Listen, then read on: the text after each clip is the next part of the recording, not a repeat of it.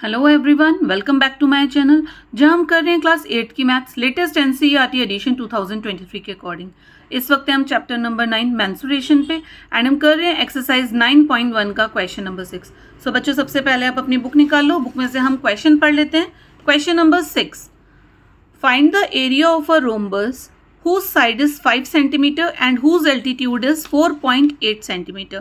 हमें रोम्बस का एरिया निकालना है, उसकी साइड दे रखी है, उसका एल्टीट्यूड दे रखा है। एल्टीट्यूड मीन्स हाइट दे रखी है, ठीक है। If one of its diagonal is 8 cm, अगर उसकी एक डायगनल 8 cm है तो find the length of the other diagonal, तो उसमें दूसरी डायगनल की भी लेंथ फाइंड करनी है। यानी कि बच्चों, इस क्वेश्चन में हमारे को दो चीज़ें फाइंड करनी है। एक तो एरिया रोम्बस का फाइंड करना है एंड देन उसी रोम्बस की हमको एक डायगनल भी फाइंड करनी है। एक डायगनल हमको दे रखी है। सो देखिए, कुछ इस टाइप की फिगर हमने बना ली है। ये रोम्बस है, चारों साइड्स बराबर हैं इसकी, ठीक है। हमारे को साइड दे रखी है 5 cm। अगर ये 5 है तो यानी कि चारों साइड्स 5 होंगी, क्योंकि रोम्बस की सारी ही साइड्स इक्वल होती है। एंड हमारे को हाइट दे रखी है, यानी कि ऑपोजिट साइड से जो 90 डिग्री का एंगल बनाती है लाइन, डिस्टेंस ही ऐसे, एल्टीट्यूड भी बोल सकते हैं, यहाँ पे से ये दे रखा है। तो साइड भी दे रखी है, एल्टीट्यूड भी दे रखा है। सिंपल से ये फॉर्मूला बेस्ड क्वेश्चन हो गया। हम इसमें एरिया फाइंड कर लेंगे, ठीक है। तो एरिया ऑफ रोम्बस क्या होता है बच्चों? दो फॉर्मूलाज होते हैं एरिया ऑफ रोम्बस के। हम अभी यहाँ पे, क्योंकि हमारे को साइड और एल्टीट्यूड दे रखी है, तो हम उसी के बेसिस पे करेंगे। Area of rhombus is equals to side into altitude, ठीक है। अब साइड है हमारी 5 cm एंड एल्टीट्यूड है हमारी 4.8 cm। दोनों को आप मल्टीप्लाई कर दीजिए। 5 इंटू 4.8 आ जाएगा 24 सेंटीमीटर स्क्वायर। सेंटीमीटर और सेंटीमीटर मिलके हो गया सेंटीमीटर स्क्वायर। जब भी हम एरिया निकालते हैं यूनिट हमेशा ही स्क्वायर लगता है, ठीक है। अब एक पार्ट तो हो गया। क्वेश्चन में सेकंड पार्ट इन्होंने दे रखा था, बोला था कि एक डायगनल 8 cm है, तो हमारे को जो सेकंड डायगनल होती है वो फाइंड करनी है। तो अब यहाँ पे हम क्या करेंगे बच्चों? आपको पता है एरिया का एक और फॉर्मूला भी होता है रोम्बस का। क्या होता है? Half into diagonal 1 into diagonal 2 होता है ना। अब उसमें हमारे को एरिया चाहिए होता है और दोनों diagonals.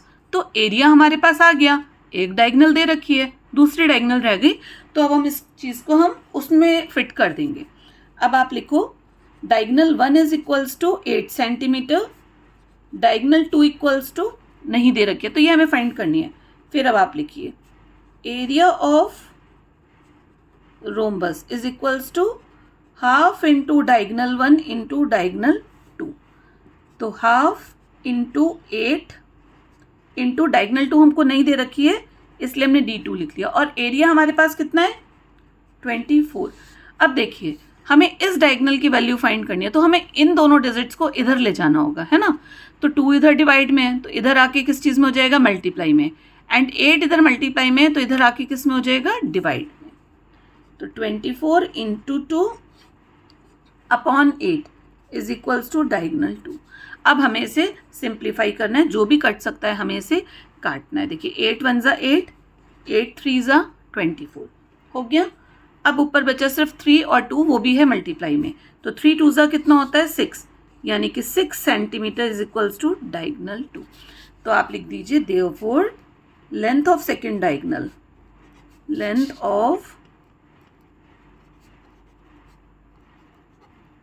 Second diagonal is equals to 6 cm, ठीक है। तो इसी के साथ बच्चों हमारा 6th क्वेश्चन खत्म होता है। अब हम करते हैं क्वेश्चन नंबर 7। देखिए बच्चे, क्वेश्चन नंबर 7 में क्या लिखा है इन्होंने? The floor of a building consist of 3000 tiles. एक बिल्डिंग है जो उसका फ्लोर यानी कि जो उसका फर्श है, 3000 टाइल्स हैं उसमें रोम्बस शेप की, ठीक है। फर्श पे टाइलें लगी हैं जो कि रोम्बस शेप की, और कितनी टाइल्स हैं? 3000। And each of its diagonal are 45 cm and 30 cm in length. और जो टाइल है, डायगनल शेप की जो टाइल है, उसके दोनों रोम्बस शेप की जो टाइल है उसके दोनों ही डायगनल्स हमें दे रखे हैं। तो इन्होंने बोला है find the cost of polishing of floor. जो फ्लोर है उस पर पॉलिशिंग करनी है, तो उसकी कितनी कॉस्ट होगी? If cost per metre square is 4 rupees. अगर हर मीटर स्क्वायर की कॉस्ट 4 है, यानी कि metre square means area. And ये चीज़ आपको भी समझनी पड़ेगी कि अगर हमारे को पेंट करना होता है, पॉलिश करनी होती है, यानी कि पूरा भरना होता है। मान लीजिए ये हमारा फ्लोर है, ये फ्लोर है ठीक है, इसमें ऐसे करके टाइल्स लगी हैं रोम्बस शेप की, 3000 टाइल्स हैं। अगर इन्हें पॉलिश करना है तो पूरा ही तो होगा ना एरिया पॉलिश। तो इसमें क्या निकालते हैं, एरिया। कभी भी फ्रेमिंग, फेंसिंग, ये चीज़ें होती हैं तो होता है पेरीमीटर, तो यानी कि यहाँ पे हम निकालेंगे एरिया। अब एरिया निकालने के लिए पहले, कॉस्ट निकालने के लिए पहले हम निकाल लेते हैं एरिया। ठीक है, तो हम अपना पेपर लेते हैं और हम स्टार्ट करते हैं क्वेश्चन करना। सबसे पहले इन्होंने जो जो लिख रखा है वो हम लिख देंगे। यहाँ पे हमारे को सबसे पहले हम क्या निकालेंगे, हम सबसे पहले यहाँ पे निकालेंगे एरिया ऑफ वन टाइल, क्योंकि छोटी छोटी रोम्बस शेप टाइल्स लगी हैं। तो पूरे फ्लोर का एरिया निकालने से पहले हम क्या करेंगे, पहले हम एरिया ऑफ वन टाइल निकाल लेंगे। ठीक है, तो आप लिखो area of one rhombus shaped tile. अब रोम्बस शेप्ड है तो रोम्बस का एरिया लगेगा, क्या होता है area, half into diagonal 1 into diagonal 2। अब दोनों ही चीज़ें हमारे को दे रखी हैं, हाफ इंटू डायगनल 1 हमारे को दे रखी है बच्चों 45 सेंटीमीटर, और डायगनल 2 कितनी दे रखी है, 30 सेंटीमीटर।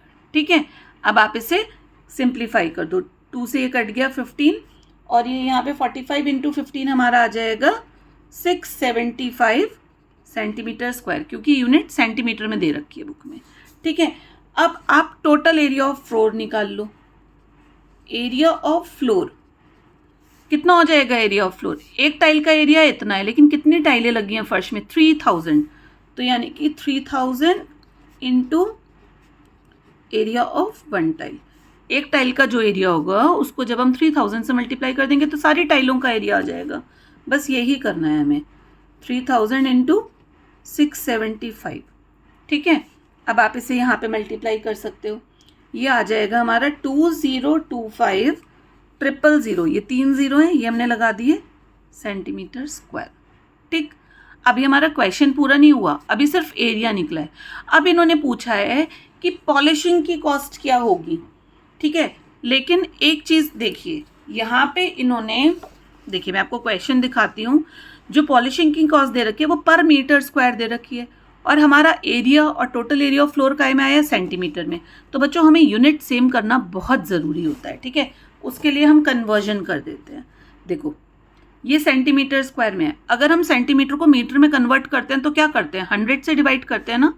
अब सेंटीमीटर स्क्वायर का मतलब 2 सेंटीमीटर, यानी कि 2 बार 100 से डिवाइड करेंगे तो कितना आ जाएगा एरिया, 2025, 1 2 3 0 हैं, 100 इंटू 100 से हमने डिवाइड कर दिया। क्यों करा है मैंने 200 से डिवाइड, आपको समझ आ गया, क्योंकि 2 सेंटीमीटर है। सेंटीमीटर स्क्वायर का मतलब centimetre into centimetre, and 1 centimetre को मीटर में कन्वर्ट करने के लिए हम 100 से डिवाइड करते हैं, तो 2 को कन्वर्ट करने के लिए 2 बार 100 से डिवाइड करेंगे। ठीक है, तो देखिए 1 2 1 2, एक 0 से एक 0 कटा, दूसरे 0 से दूसरा, एंड तीसरे 0 से तीसरा। अब एक 0 बच गया तो क्या करेंगे, हम इसमें पॉइंट लगा देंगे, कितना आ जाएगा 202.5 मीटर स्क्वायर। अब हमारी यूनिट हो गई मीटर में। यहाँ तक क्लियर हो गया। बस अब हम निकाल देंगे कॉस्ट ऑफ पॉलिशिंग।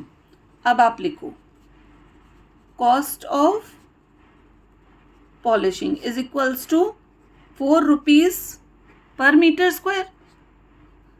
4 रुपए में 1 मीटर स्क्वायर में पॉलिश हो रही है, तो टोटल कॉस्ट ऑफ पॉलिशिंग कितनी हो जाएगी बच्चों, total cost of polishing is equals to जो 1 मीटर स्क्वायर की कॉस्ट है उसको हम टोटल एरिया से मल्टीप्लाई कर देंगे, यानी कि 4 इंटू 2.2.5 जो हमारा टोटल एरिया आया था कन्वर्जन के बाद, एंड इसे जब हम मल्टीप्लाई कर देंगे आ जाएगा हमारा 810 रुपीज़। ये फाइनली हमारा आंसर है कॉस्ट ऑफ पॉलिशिंग। तो अब यहाँ पे एक चीज़ ये याद रखने की है, जब भी आपको पॉलिशिंग, पेंटिंग ऐसी चीज़ें फाइंड करनी होती है आपको एरिया निकालना होता है। एंड दूसरी चीज़ आपको ये ध्यान रखनी की अगर कभी भी यूनिट्स में फ़र्क है तो आपको यूनिट्स को कन्वर्ट करके सेम करना होता है। ठीक है, इन चीज़ों का आप ध्यान रखिएगा, आपका क्वेश्चन कभी गलत नहीं होगा। सो आज के वीडियो में बस इतना ही। आगे के क्वेश्चंस के लिए देखते रहिए मेरी नेक्स्ट वीडियोज़। तब तक के लिए गुड बाय।